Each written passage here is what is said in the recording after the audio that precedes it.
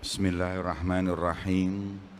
Assalamualaikum warahmatullahi wabarakatuh.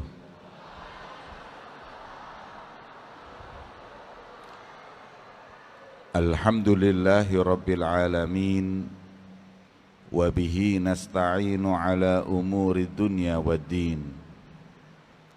Wa sallallahu wa sallama ala sayyidina wa habibina wa syafi'ina Muhammadin imamil anbiya'i wal mursalin wa ala alihi wa sahbihi ajma'in, amma ba'd.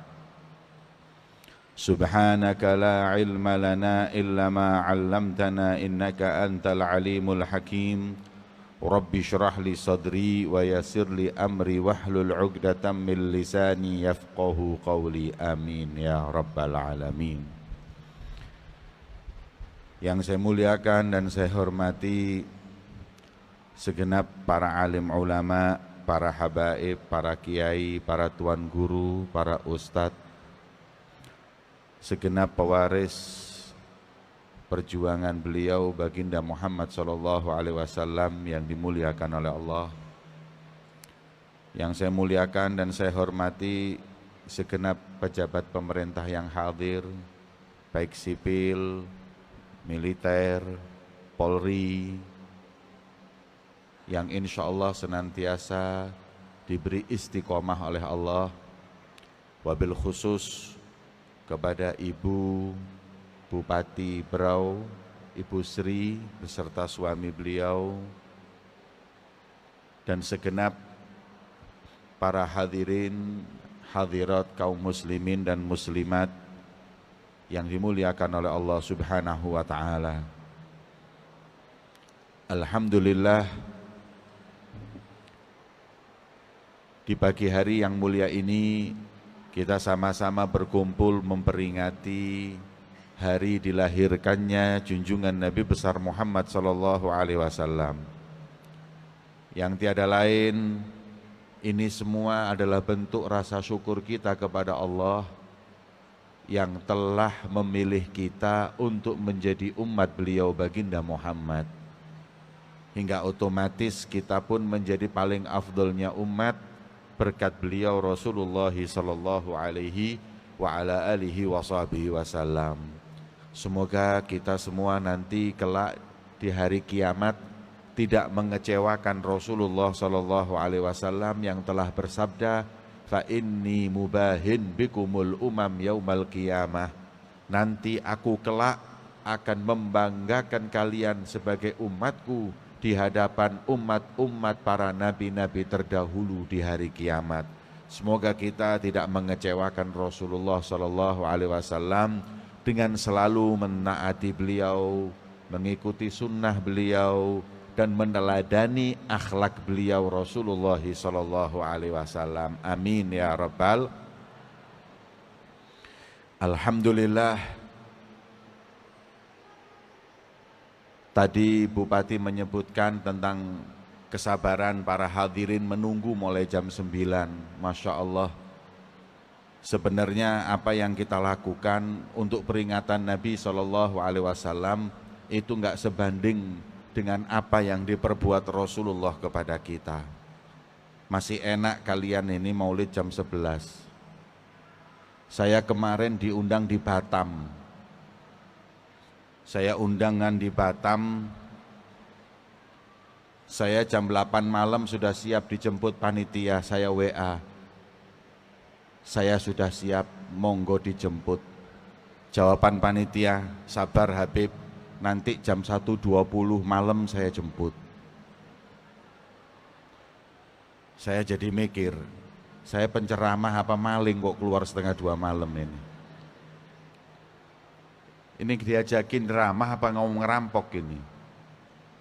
Loh, jam 1:30, inggih Habib, maulid kita itu mahalul qiyamnya asyraqal badrunya itu jam 2 malam.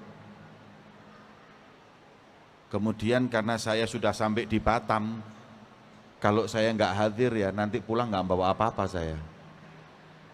Akhirnya ya udah terpaksa saya tidur. Jam 1:30 saya siap dijemput. Betul, jam 2 itu mahalul qiyam. Asyraqal kaunu jam 2 malam. Sampai jam 2 seperempat. Saya ceramah itu sekitar setengah 3 sampai jam 3 lebih. Seumur hidup belum pernah saya ceramah jam 3. Begitu pulang saya bareng sama copet, maling, pulang ke hotel itu. Tapi saya tanya sama panitia, maaf, apa enggak ada waktu lain untuk buat maulid, peringatan maulid Nabi kok jam segini? Jawabannya begini, maaf Habib, kami panitia menginginkan untuk ketika berdiri menyambut Rasulullah itu dilahirkan pas jam 2 malam, jam 2 seperempat, karena dalam riwayat disebutkan Rasulullah itu 12 Rabiul Awal lahirnya jam 2 seperempat malam. Maka kami ingin pas berdiri menyambut Rasulullah datang ahlan wa sahlan ya Rasulullah pas lahirnya Rasulullah. Subhanallah, semangat, hebat. Memang Habib, orang bilang kami gila maulid jam 2 malam, tapi kami jawab, kami enggak gila. Yang gila itu kalau bangun jam 2 malam lihat Liverpool sama Arsenal. Kita bangun malam jam 2, jam setengah 3 lihat bola, waras. Maulid gila? Enggak Habib, mereka yang gila, kami yang waras. Saya bilang betul, tapi tetap tahun depan jangan undang saya lagi. Siapa yang mau maulid jam setengah 3 malam hadirin? Tapi Masya Allah, itu mereka juga sabar bagaimana memperingati lahirnya beliau baginda Muhammad SAW. Kita sama-sama berkumpul di tempat yang mulia ini untuk memperingati lahirnya Rasulullah demi untuk meneladani beliau. Karena Rasul SAW, laqad kana lakum fi Rasulillahi uswatun hasanah. Karena Nabi itu idola kita, Rasulullah itu adalah panutan kita, tuntunan suri tauladan kita. Siapapun kita, idola kita Rasulullah. Siapapun kita, profesi apapun kita, panutan kita Nabi Muhammad. Yang ulama panutannya Rasulullah, yang pejabat panutannya Rasulullah, yang pedagang panutannya Rasulullah. Rasulullah ini umum, yashmulil kul, mencakup semua kalangan. Sebagai sosok seorang yang betul-betul meneladani atau menjalankan apa yang diridhai oleh Allah Subhanahu wa Ta'ala. Maka itu enggak ada seorang ulama seperti Nabi, enggak ada sosok pemimpin seperti beliau Rasulullah sallallahu alaihi wasallam. Allahumma sholli ala Muhammad. Apa ada sosok seorang pemimpin seperti beliau Rasulullah sallallahu alaihi wasallam yang oleh Allah di dalam Al-Quran disebutkan, laqad ja'akum rasulun min anfusikum azizun alaihi ma anittum, yang datang kepada kalian adalah Rasul yang begitu berat atas penderitaan kalian. Nabi itu enggak tegaan sama umatnya, maunya semua umatnya masuk surga, enggak ada yang masuk neraka. Itu Rasulullah. Perjuangannya ketika beliau disakiti, ketika beliau diusir, enggak terus mereka didoakan hancur, didoakan masuk neraka, tapi doanya adalah, ya Allah berilah hidayah mereka, sesungguhnya mereka enggak tahu kalau aku Nabi yang kau utus ya Rob. Kalau mereka enggak beriman, anak cucu mereka yang akan beriman ya Rob. Itu loh sabarnya Nabi Muhammad SAW. Dan Nabi Muhammad itu enggak pilih-pilih. Kalau mau ngasih syafaat nggak pilih-pilih. Kalau kita mau nolong orang itu pilih-pilih. Mana yang manfaat kita tolong, nggak manfaat nggak kita tolong. Betul apa benar? Kita mau nolong orang itu milih. Pasti ada timbal baliknya. Kalau Nabi itu enggak. Makanya dalam satu riwayat disebutkan, ada seorang budak ke pasar. Budak ini mau belanja, nggak taunya uangnya hilang. Dicari nggak ketemu, mau pulang takut, mau belanja nggak bisa, bingung aja di pasar. Dilihat Rasulullah, didatengin sama Nabi. Tanya Rasulullah, apa yang buatmu bingung? Ya Rasulullah, uang saya hilang, mau pulang takut, juragan saya itu jahat, keras. Nanti saya dimarahin, bahkan dipukul. Kalau saya mau beli juga nggak punya uang, makanya bingung saya mau apa. Kata Rasulullah, berapa uangnya? 4 dinar. Uang Rasulullah ketika itu ada 4 dinar persis. Diberikan semua kepada budak tersebut, ambil. Bukan separuhnya, semuanya dikasihkan. Dermawan Nabi Muhammad. Yang penting kamu selamat, nggak dimarahin tuanmu. Belanja, selesai belanja nggak pulang lagi. Dilihat lagi sama Rasulullah, kenapa lagi? Kan sudah belanja. Ya Rasulullah, sekarang saya ketakutan karena saya pulangnya terlambat, pasti marah tuanku. Kata Nabi Muhammad, ya udah saya antar pulang, aku beri syafaat, aku sampaikan, aku yang minta maaf untukmu. Coba lihat, ini budak ditolong supaya nggak dimarahin. Kata ulama, Rasulullah nggak tega lihat budak dimarahi tuannya. Apa Rasulullah tega kalau umatnya disiksa di nerakanya Allah? Maka Nabi Muhammad mengantarkan itu budak, sini aku antarkan. Dianterin, hadirin, sama Rasulullah dianterin di luar kota Madinah. Sesampai di luar kota Madinah, yang tuannya tadi lihat Rasulullah kok mau ke rumah, ini kelihatannya arahnya ke situ dengan budaknya, langsung masuk ke dalam rumah, ditutup pintunya. Rasulullah mengetuk pintu, assalamualaikum, nggak dijawab, assalamualaikum, nggak dijawab, sampai yang ketiga assalamualaikum baru dijawab. Keluar tuannya, disambut Rasulullah, ya Rasulullah, aku hidangkan apa yang aku miliki, dikeluarkan semuanya. Ya Rasulullah, apa yang kau inginkan? Hari ini aku bahagia kau datang ke rumahku ya Rasulullah. Nabi mengatakan, saya mau satu hal aja. Apa ya Rasulullah? Saya cuma minta budakmu jangan kau marahin karena keterlambatannya. Kata tuannya, ya Rasulullah, kau datang jauh-jauh dari Madinah ke tempat ini cuma memberi syafaat budak ini? Iya, aku nggak tega kalau sampai kau marah kepadanya. Dia nggak salah, kesian. Ya Rasulullah, kalau kau yang memintakan ampunan, maka aku bukan cuma nggak marah, aku bebaskan budak ini di jalan Allah. Senyum Nabi Muhammad, alhamdulillah, ini yang aku inginkan, cukup ini aku mau. Kemudian, ya Rasulullah, kebahagiaan kau datang ke rumahku, apalagi yang enggak ada, cuman itu aja yang aku inginkan. Rasulullah izin. Tapi sebelum keluar Rasulullah tanya, kenapa tadi saya salam sekali, 2 kali kok enggak dijawab? Rasulullah, kami jawab, pian tadi salam assalamualaikum, kami sekeluarga jawab tapi pelan-pelan, waalaikumsalam. Assalamualaikum, waalaikumsalam. Yang ketiga assalamualaikum, waalaikumsalam. Kenapa kau jawab pelan? Ya Rasulullah, kalau kau mengatakan assalamualaikum, aku jawab waalaikumsalam, hanya sekali kau mendoakan kami. Tapi sengaja kami pelan agar kau ulang salam, salam sampai ketika kau doakan selamat kami 3 kali ya Rasulullah. Orang yang kau salamkan atau kau doakan selamat gak akan pernah celaka dunia hingga akhirat. Masya Allah. Rasulullah senyum, pinter. Makanya kalau ada Habib, ada Kiai ke rumah pian, assalamualaikum jangan dijawab. Tunggu 100-200 kali. Biar doa selamatnya biar banyak di rumah kita. Itulah beliau baginda Muhammad, azizun alaihi ma'anitum.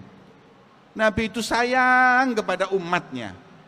Bukan cuma yang mukmin, yang kafir pun Rasulullah sayang. Ulun cerita ini. Dalam riwayat Abu Dawud wan Nasa'i dan Imam Ahmad fi Sunani disebutkan, Bilal adzan di masjid, Allahu Akbar, Allahu Akbar. Ada orang kafir ikut-ikutan adzan, tapi bukan adzan buat orang, buat kambing. Kan kurang ajar ini. Bilal adzan buat umat Islam di Madinah, ada sekelompok anak muda pengembala domba, mereka nggak beriman, mereka kafir, ikut-ikutan adzan seperti Bilal, tapi buat dombanya. Allahu Akbar, Allahu Akbar. Maka ada seorang muslim yang melihat, lapor ke Rasulullah. Dipanggil Sayyidina Ali sama Sayyidina Zubair, bawa mereka para pengembala domba untuk datang kepadaku. Antri 5 orang. Siapa di antara kalian yang adzan seperti adzannya orang muslim? Ada yang jawab. Kalau nggak ada yang jawab, satu-satu saya suruh adzan. Ayo adzan, adzan. 5. Ketahuan yang enak suaranya ini, yang memang tadi nggodain umat Islam, yang ngejek umat Islam itu yang tadi suaranya enak. Ketahuan, ya Rasulullah, ini orang yang nggodain, ini suaranya dia. Karena tadi saya dengar ini suaranya. Kemudian dia mengatakan, kau tadi yang adzan seperti adzannya umat Islam, kau tadi yang mendengungkan. Kata Rasulullah gini, hal adzanta bi adzanil muslimina bisautikal jamil. Kau tadi yang adzan seperti adzan Bilal dengan suara emasmu yang merdu. Tuh lihat Rasulullah, nggak main marah hadirin. Zaman sekarang langsung panggil polisi, penistaan agama ini. Tapi ini nggak marah. Kau yang barusan adzan dengan adzan suaramu yang indah, suara emasmu, hatinya besar langsung. Tadinya takut, aku dipuji oleh Rasulullah dengan suaraku indah. Langsung mengatakan benar, subhanallah. Kata Rasulullah, sini, buka kofiahmu, buka.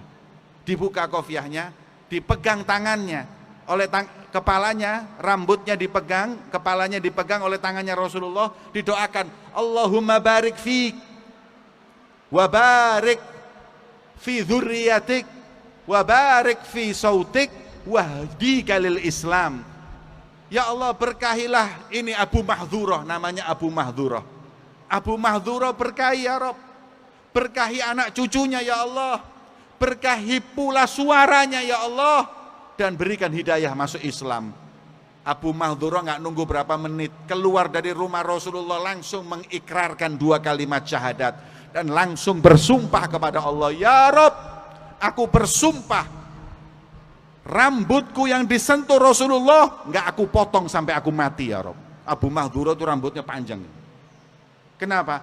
Karena bekas sentuhan tangan Rasulullah di rambutnya nggak mau dipotong. Sayang, ini bekas disentuh Rasulullah. Langsung cinta dan beriman kepada Allah dan Rasulnya.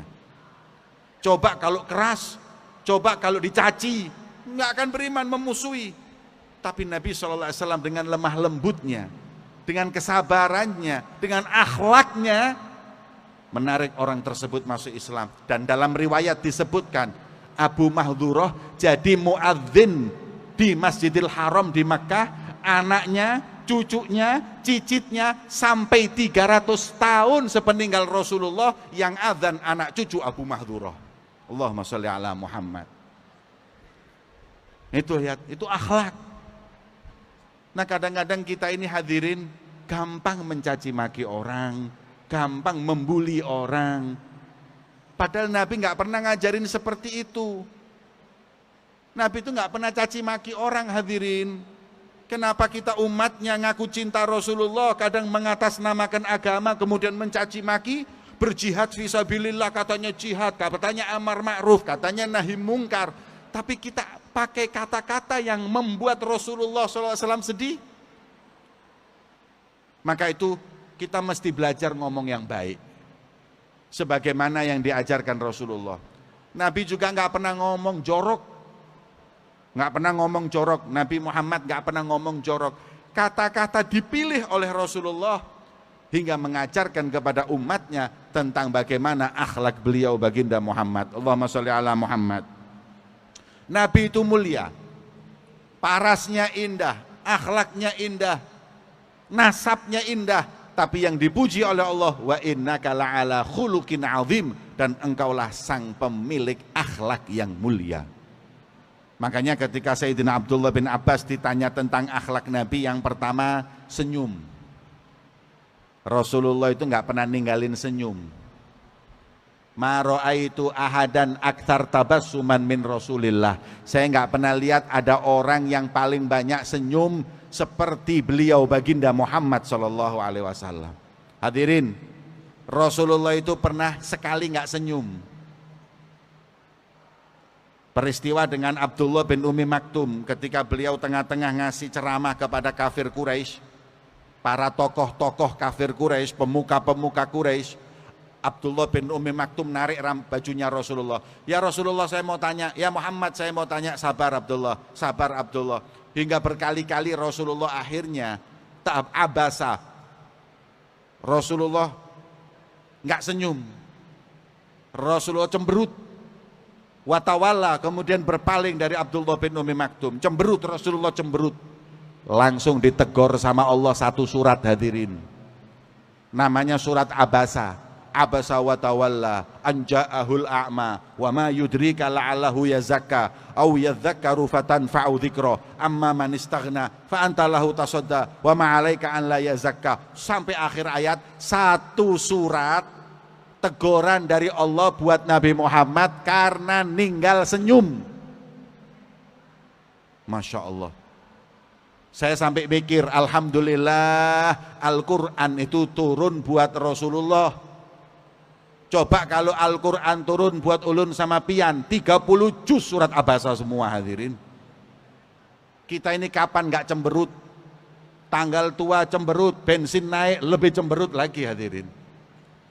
Tapi Nabi Muhammad gak pernah ninggalin cemberut, gak pernah ninggalin senyum. Sekali cemberut, tegur langsung sama Allah. Ini kita umat Islam ini hadirin yang mudah senyum. Saya tiap tahun itu ceramah atau saya tiap tahun ada jadwal di Australia. Saya lihat orang-orang di Australia itu Masya Allah. Kalau dilihat itu langsung senyum. Kalau malam, evening, pagi, morning, senyum. Padahal mereka senyum gak dapat pahala. Lah kita ini umat Islam. Walau la tahkiranna minal ma'rufi syai'an walau antal ko akhok biwajhi talq, kata Rasulullah. Jangan kalian remehkan kebaikan sekecil apapun, walaupun itu hanya muka yang berseri-seri dan senyum di hadapan saudaramu muslim. Senyum sodakoh. Senyum itu mewujudkan hati orang yang bersih. Orang yang suka senyum itu insya Allah hatinya bersih. Tapi orang yang suka cemberut biasanya hatinya kotor, hatinya sombong, nggak mau direndahin, hatinya seneng jabatan, seneng kedudukan, seneng harta, ada iri, ada dengki, makanya sulit untuk senyum. Tapi kalau orang hatinya bersih, nggak pernah merasa lebih baik dari siapapun, seneng lihat orang dapat kenikmatan, subhanallah, dilihat wajahnya senyum aja. Enak dilihat, senyum aja. Biasanya seperti itu, kayak Habib Fahmi itu Masya Allah senyum itu. Ya, kelihatannya Masya Allah nih, basah lahannya beliau ini. Kok senyum terus? Senyum terus. Nah, ini kadang-kadang kita ulama cemberut. Pejabat juga nggak boleh cemberut, senyum. Pak polisi banyak senyum, walaupun banyak musibah akhir-akhir ini. Senyum, nggak apa-apa. Ya, karena orang itu kalau sudah kena senyum hancur hadirin. Mau marah disenyumin nggak kuat kita. Makanya Nabi Muhammad itu nggak senyum kalau perang aja. Lainnya Rasulullah senyum. Saking banyaknya senyum, setiap orang ngomong, saya orang paling dekat sama Rasulullah. Kenapa? Rasul nggak pernah cemberut sama saya. Padahal sama siapapun nggak pernah cemberut. Tapi orang merasa paling dekat, saya paling dekat sama Rasulullah, saya paling dekat sama Rasulullah. Kenapa? Karena indahnya wajah Nabi ketika menghadapi para sahabatnya. Allahumma sholli ala Muhammad. Ini kita ambil pelajaran dari Nabi. Kata Sayyidina Abdullah bin Abbas, bagaimana akhlak Rasulullah? Yang pertama senyum, yang kedua layyinul kalam. Nabi Muhammad lemah lembut ketika bertutur kata. Rasulullah itu kalau ngomong hadirin lemah lembut, membuat orang yang mendengarnya langsung terpikat. Itulah beliau baginda Muhammad. Ini yang mesti kita contoh. Dan zaman sekarang Masya Allah hadirin, Rasulullah mengatakan bahwa hati-hati, ini lisan bahaya. Kalau ngomong lebih daripada pedang, orang bisa tersakiti hatinya dengan lisan. Pedang gak bisa nyakitin hati orang. Padahal hati, kata Rasulullah, lebih mulia dari Ka'bah. Anda tahu Abrahah yang mau ngancurin Ka'bah? Itu dosa besar. Yang lebih dosa orang yang menyakiti hati orang mukmin hingga hancur hatinya. Sampai dalam riwayat disebutkan, kau hancurkan dinding Ka'bah satu demi satu, itu dosanya masih lebih mending daripada kau hancurkan hati orang mukmin. Makanya kalau ngomong hati-hati, jangan mudah nyakitin hati orang. Jangan ghibain orang, jangan suka ngomongin orang, jangan fitnah, jangan tebar hoax.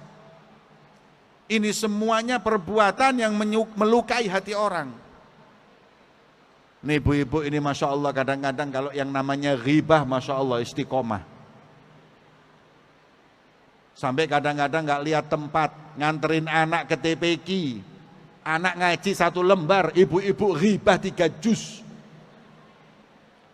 Hadirin, mari belajar meneladani akhlak beliau Nabi Muhammad sallallahu alaihi wasallam. Allahumma sholli ala Muhammad. Teladani beliau. Kita nilainya semua di akhlak. Ulun nama pian ini semua, ada yang pakai baju polisi, ada yang pakai baju jaksa, ada yang pakai baju yang lain. Ini semua casing. Ada yang pakai baju gamis, pakai serban, casing. Ini casing. Hakikatnya bukan itu. La tanduranna li athwabin ala ahadin in rumta an ta'rifahu fandur ilal adabi. Mau tahu nilainya orang, lihat akhlaknya. Kalau sudah ngomong kita baru tahu ini orang baik apa tidak. Makanya kata penyair tersebut, fal'ud law lam tafuh minhu rawaihuhu lam yafrikin nas bainal udi wal hatabi. Anda tahu kayu? Kayu itu ada macam-macam, ada kayu bakar, ada kayu gahru. Ada kan kayu gahru di Berau ini? Kayu gahru di Berau berapa harganya Ustadz? Yang super, double super berapa? 500 juta sekilo. Saya pernah lihat kayu gahru, harganya 1 miliar 1 kilo. 1 miliar sekilo, segini 1 miliar. Ada kayu bakar, 5 juta 1 truk. Kenapa sama-sama kayunya, bentuknya sama, tapi ini lebih mahal? Karena kalau dibakar wangi, kalau itu dibakar baunya nggak wangi, sangit. Nah, kita ini kayak kayu. Kalau sudah ngomong kita bisa tahu ini gahru atau kayu bakar. Suami-suami juga gitu. Kalau ngomong ke istrinya lemah lembut, berarti suami pian gahru. Kalau kasar, kayu bakar. Istri-istri juga gitu Pak. Kalau pian pulang kerja, ngomel, kayu bakar. Tapi kalau lembut, menyambut sang suami, berarti kayu gahru. Pak, istri pian kayu bakar apa gahru? Jangan rame-rame. Semua tergantung, kalau udah ngomong, kalau sudah interaktif, muamalat, baru tahu mana kayu bahru, mana kayu bakar. Itulah akhlak baginda Muhammad yang mengajarkan kepada kita, wa innaka la'ala khuluqin azim, kata Allah, sang pemilik akhlak yang mulia. Maka itu mari kita berupaya meneladani beliau baginda Muhammad SAW, khususnya melalui peringatan Maulid Nabi Muhammad SAW. Ayo anak-anak kita ini, ajarkan mereka mengidolakan beliau baginda Muhammad. Maaf Pak, pian kalau mendidik anak, kemudian didikannya tadi itu membuat mereka mengidolakan Rasulullah, berarti pian berhasil. Karena sekarang ini naudzubillah, sekolah-sekolah yang saya masuki kadang-kadang saya tanya, ada yang tahu anak Rasul Shallallahu Alaihi Wasallam yang laki-laki ada 3, namanya siapa? Sebutkan. Nggak ada yang tahu. Anaknya Yuni Sara siapa tahu hadirin? Anaknya artis kenal, apalagi pemain bola, Masya Allah sampai nomor sepatu balnya tahu. Tapi untuk Nabi Muhammad Shallallahu Alaihi Wasallam nggak kenal Rasulullah. Padahal Rasulullah mengatakan, alimu auladakum ala hubbi thalathi khisal, didiklah anak kalian mencintai 3 hal, ala hubbi nabiyikum. Yang pertama, tumbuhkan di hati mereka cinta, mengidolakan nabinya Muhammad sallallahu alaihi wasallam. Makanya kalau saya sering mengatakan, ini negeri musibahnya bukan tsunami, ini negeri musibahnya bukan lumpur lapindo, bukan juga banjir atau apapun, enggak, itu musibah kecil. Ini umat, ini rakyat, musibahnya adalah umat Nabi Muhammad tidak kenal nabinya Muhammad, tidak mengidolakan nabinya Muhammad sallallahu alaihi wasallam. Anak-anak kita ini kadang nggak kenal Rasulullah. nggak tahu tentang bagaimana sejarah kehidupan baginda Muhammad SAW, hingga direngut dari dalam hatinya kecintaan kepada selain Rasulullah. Pak, anak kita ini Masya Allah Pak, kalau sudah mengidolakan pemain bola, nabinya nggak kenal, tapi kalau sudah Messi, Ronaldo radhiyallahu anhum, kenal banget mereka, dipuji, buat omongan, lebih dari maulid, udah tiap hari baca manakibnya. Tapi Nabi Muhammad mereka nggak kenal. Kenapa? Nggak ada yang kenalin. Mereka dulu Pak, sahabat Nabi ngajarin anak-anaknya yang namanya Rasulullah seperti surat Fatihah. Tiap hari 5 kali mengenalkan mereka, ini loh Nabimu Muhammad nak, seperti ini akhlaknya, seperti ini parasnya. Makanya ada satu riwayat seorang anak muda yang ingin meninggal di jalan Allah, ingin meninggal atau syahid, di suatu malam izin kepada orang tuanya ikut perang. Pak, saya mau perang. Jangan, kamu masih terlalu muda, umur masih 12 tahun. Pak, saya pengen Pak, saya pengen Pak. Jangan, jangan sampai nangis Pak, saya pengen Pak, saya ikut perang. Bayangin hadirin, ada nggak di antara kita ini ibu bapak punya anak nangis minta ke masjid, nangis ke pengajian, apalagi jihad? Nggak ada. Anak kita nangis minta PS, iya. Anak kita nangis minta beliin mainan, iya. Tapi anak sahabat nangis minta jihad. Setelah dipikir, ya udah nggak apa-apa sudah. Bismillah, izinin.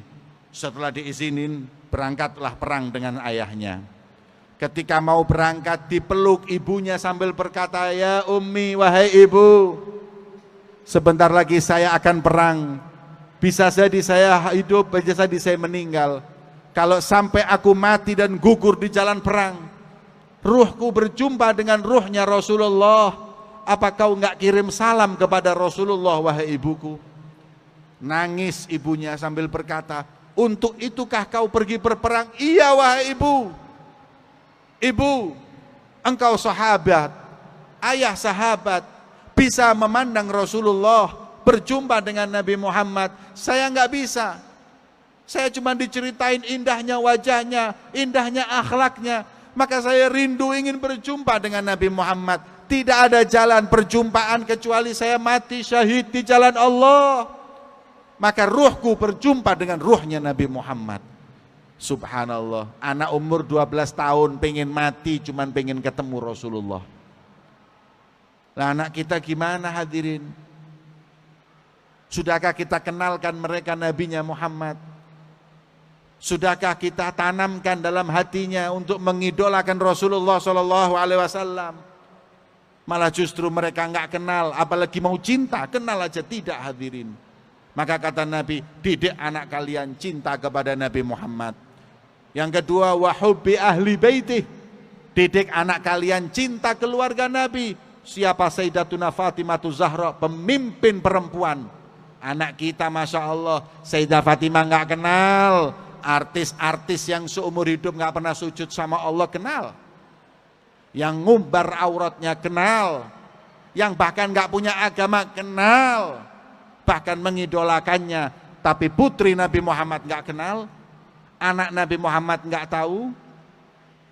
Rasul mengatakan, didik anak kalian, adibu auladakum, untuk mencintai keluarga Nabi Muhammad. Yang terakhir, didik anak kalian mencintai Al-Quran. Karena di Quran, karena khuluquhul Quran, akhlaknya Rasulullah.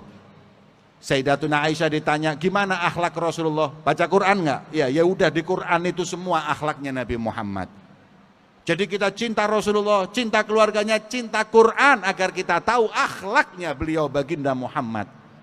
Allahumma sholli ala Muhammad. Mari ajarkan anak kita baca Quran, ajarkan anak kita menghargai Al-Quran, bahkan kalau bisa menghafal Al-Quran. Ini zaman sudah mulai jauh daripada Quran. Ini saya pernah diundang di mana itu, di Kalimantan Tengah, Pangkalan Bun. Iya, saya dengar ada suaka marga satwa. Suaka marga satwa yang buat monyet itu loh. Iya, kan ada itu naik kapal itu, lihat monyet-monyet. Ini pemerintah Masya Allah, ketakutan monyet itu hari tambah hari mulai punah. Orang utan ini mau punah. Maka sama pemerintah digelontorin dana untuk perkembangbiakan orang utan. Satu kepala orang utan itu dananya 150 juta untuk dikembangbiakan. Jadi saya Masya Allah, pemerintah ini Masya Allah, orang utan habis bingung. Ustadz habis gak bingung hadirin. Ulama habis gak bingung. Penghafal Quran sekarang ini mulai habis gak bingung. Guru Al-Quran mulai berkurang gak bingung. Orang hutan habis bingung. Kehabisan monyet bingung, kehabisan ustadz gak bingung. Sampai turun dana 150 juta per kepala. Masya Allah. Sampai ustadz yang di belakang itu mikir, ya Allah kenapa aku jadi ustadz, tahu gini jadi orang hutan ya Rob. Lumayan 150 juta dananya per bulan. Ustadz, TPQ setiap bulan bayar berapa? Digaji berapa? Hah? Sekarang Masya Allah orang ngaji cuma 10 ribu, 15 ribu, 20 ribu, TPQ itu cuma 20 ribu. Pernah naik 30 ribu di demo sama ibu-ibu ini. Buat Al-Quran kita sayang, tapi kalau buat yang nggak manfaat kita nggak sayang. Beberapa saat yang lalu ini, 5-7 tahun yang lalu, ada datang Ronaldo ke Indonesia. Bawa bajunya, yang mau foto dengan bajunya Ronaldo bayar 5 juta. 1000 orang antri, 5 miliar Ronaldo dapat uang langsung disumbangkan. Bayangin, pakai bajunya Ronaldo 5 juta, 10 detik pakai baju dibayar. Ngaji 20 ribu sebulan. Kok lebih mahal warisan Ronaldo daripada warisan Rasulullah? Kenapa? Karena makanya kata Nabi, adibu ala hubbil Quran. Didik anak kalian mencintai Al-Quran. Kalau sudah nggak cinta Quran, nggak tahu akhlak Rasulullah. Kalau nggak tahu akhlak Rasulullah, nggak akan kenal beliau baginda Muhammad sallallahu alaihi wasallam. Maka itu, mari para hadirin dan hadirat, ayo tanamkan, buat majelis. Dulu saya di Malang itu lihat anak muda-muda itu banyak jadi supporter Arema. Wah, berat jadi supporternya itu. Saya mikir, ya Rob, supporter Arema itu begitu banyak yang mencintai Arema. Coba kalau mereka cinta ke Rasulullah. Maka kita buat majelis untuk anak muda, ribuan yang hadir. Mulailah sedikit demi sedikit. Mereka supporter tetap, mereka main bola tetap, tapi mereka di hatinya adalah cinta kepada Nabi Muhammad SAW. Jangan mengidolakan yang nggak jelas. Idola yang hanya mau mengorbankan jiwa raga kita hanya untuk Nabi Muhammad SAW. Allahumma sholli ala Muhammad. Mari kita teladani akhlak Rasulullah. Mari kita teladani perilaku beliau baginda Muhammad, agar kita dicintai oleh Allah dan dikumpulkan bersama beliau baginda Muhammad sallallahu alaihi wasallam. Allahumma sholli wa sallim wa barik alaihi wa ala alihi. Mungkin cukup ini yang dapat saya sampaikan di majelis yang mulia ini. Semoga membawa manfaat untuk kita semuanya. Bapak-bapak, ibu-ibu, kalian mempunyai tugas. Tugas kalian adalah memenuhi hati anak kalian cinta kepada Rasulullah, keluarga Rasulullah, dan cinta kepada Al-Quran. Pendidikan penting, akan tetapi cinta Nabi nomor 1. Cinta keluarganya nomor 1, cinta Al-Quran nomor 1. Nomor 1 kan apa yang diajarkan Rasulullah SAW, agar insya Allah anak-anak kita pinter dan benar, pinter selamat dunia dan selamat di akhirat. Amin ya Rabbal alamin. Mari kita sama-sama berdoa di majelis yang mulia ini, berharap dan memohon kepada Allah agar kelak kita dipertemukan dengan Nabi Muhammad, agar kelak kita mampu dibanggakan oleh beliau Rasulullah, agar kelak kita enggak dipisahkan oleh beliau baginda Muhammad di barzakh, di yaumil qiyamah, sampai di surga bersama beliau baginda Muhammad sallallahu alaihi wasallam. Ya Allah, tambahlah kecintaan di hati kami ini kepada Nabi-Mu Muhammad, dan tambahlah kecintaan di hati Nabi Muhammad kepada kami ya Rabb. Allahumma ya Allah, muliakan mata kami kelak memandang wajah beliau baginda Muhammad.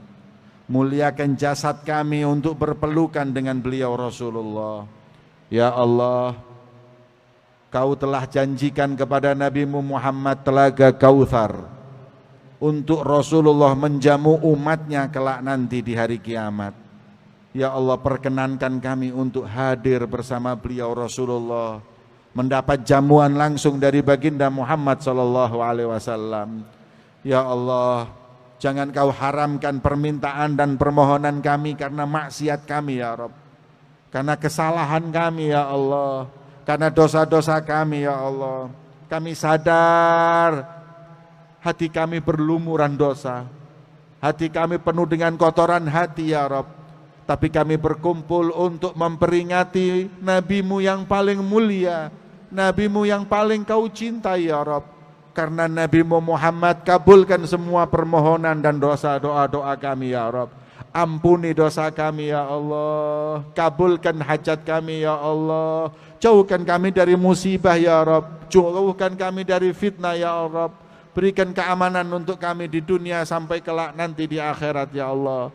Rabbana atina fid dunya hasanah wa fil akhirati hasanah wa qina adzabannar. Ya Rabb, para ulama kami beri kesehatan mereka ya Rabb, menyampaikan syariat Nabi-Mu Muhammad, menyampaikan tentang keindahan akhlak Nabi-Mu Muhammad ya Rabb. Beri sehat mereka dan panjang umur ya Rabb. Para pejabat kami ya Allah, berikanlah untuk mereka istiqomah untuk mewujudkan setiap negerinya menjadi negeri yang baldatun thayyibatun wa rabbun ghafur, negeri yang indah, negeri yang sejahtera, negeri yang aman, dan negeri yang jauh dari kemaksiatan, hingga Kau memberikan ampunan dan rahmat kepada kami ya Rabb. Allahumma ya Allah, hidup kami penuh dengan giuran untuk jauh dari-Mu ya Rabb. Nafsu kami senantiasa mengajak kami jauh dari-Mu ya Rabb. Jadikanlah nafsu kami nafsu yang mutmainnah. Berikan kekuatan kami ya Rabb untuk memerangi hawa nafsu kami. Beri kekuatan kami untuk memerangi godaan para syaitanir rajim ya Rabb. Allahumma ya Allah, berkat Nabi-Mu Muhammad, berkat kemuliaan Rasul-Mu Muhammad, berkat keindahan Nabi Muhammad, kabulkan semua harapan kami ya Rabb.